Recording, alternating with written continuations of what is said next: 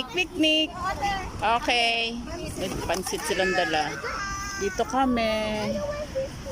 Ko alam kung lugar to eh. Yung bicycle park to dito eh. Yan dito. Magre-rent ng bike. Tapos pwede mag-bicycle dyan. Papunta doon. Yan, ayan.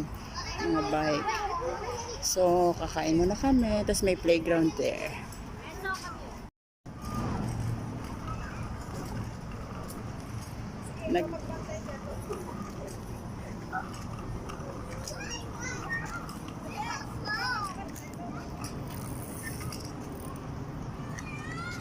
Bella!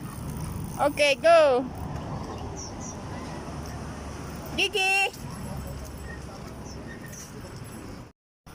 Dito ang bicycle place, bicycle park. Yan.